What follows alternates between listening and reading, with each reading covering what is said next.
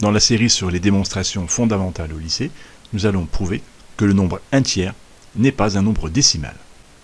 Nous allons commencer par d'abord rappeler la définition de ce qu'est un nombre décimal, puis nous réfléchirons sur le type de démonstration à choisir, et enfin, nous rédigerons concrètement la démonstration.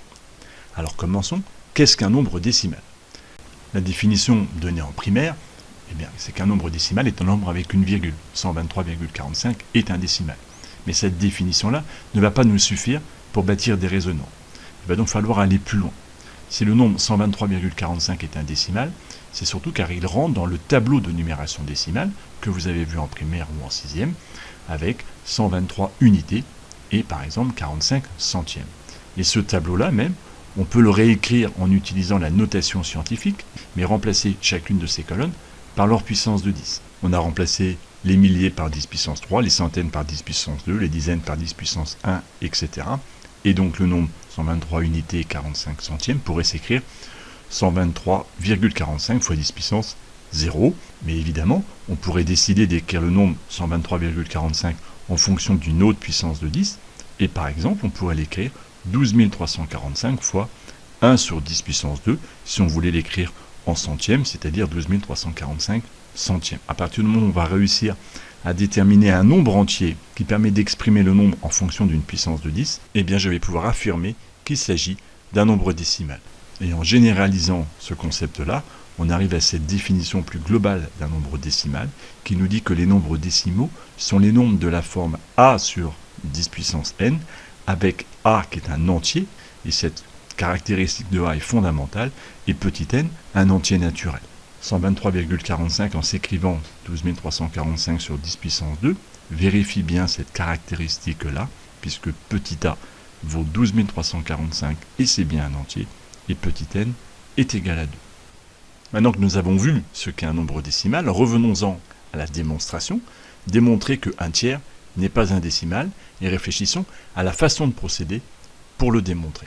Démontrer qu'un tiers n'est pas un décimal, c'est démontrer qu'un tiers ne peut pas se mettre sous la forme a sur 10 puissance n, avec a un nombre entier et n un entier naturel. Pour démontrer qu'un tiers ne peut pas se mettre sous cette forme-là, nous allons procéder à un raisonnement par l'absurde.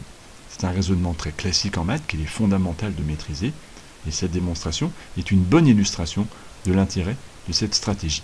Le raisonnement par l'absurde sert en fait à prouver qu'une affirmation est fausse. Et pour prouver que l'affirmation est fausse, l'astuce du raisonnement par l'absurde est de commencer par supposer que l'affirmation est vraie. Il doit y avoir un moment donné où une contradiction arrive, et la contradiction obtenue prouve que l'affirmation de départ est fausse. Et donc pour en revenir à notre démonstration, nous allons utiliser le raisonnement par l'absurde pour prouver que 1 tiers n'est pas un nombre décimal. Et donc si on reprend les 3 étapes du raisonnement par l'absurde que nous venons de voir, on va d'abord supposer le contraire, c'est-à-dire qu'on va supposer que 1 tiers est un nombre décimal. Et de là maintenant, il va falloir avancer un peu pour obtenir une contradiction. Et la seule chose qu'on peut dire, une fois qu'on a supposé que 1 tiers est un nombre décimal, c'est que 1 tiers vérifie la définition, et donc qu'il existe un entier a et un entier naturel n, tel que 1 tiers est égal à a sur 10 puissance n. On a écrit en gras un entier a, puisque la contradiction va venir de cette qualification de a qui ne pourra pas être un nombre entier. Partons de cette égalité-là, et avec un produit en croix élémentaire, on prouve que c'est équivalent à dire que le nombre a est égal à 1 fois 10 puissance n, donc 10 puissance n divisé par 3. Le nombre entier a que nous cherchons doit s'écrire 10 puissance n divisé par 3. Puisqu'on veut que a soit un nombre entier, cela veut dire que 10 puissance n doit être divisible par 3.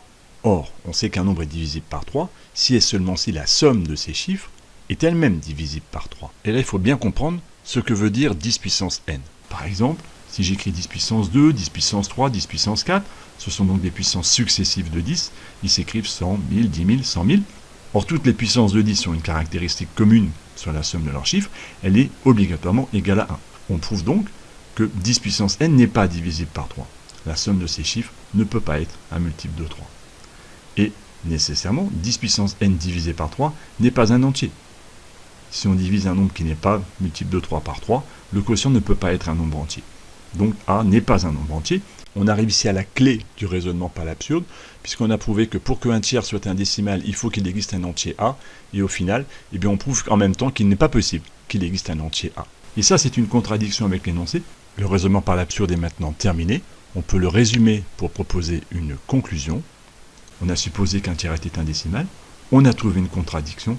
Eh bien, ça prouve que l'affirmation de départ est complètement fausse. Un tiers n'est pas un nombre décimal. La démonstration est terminée.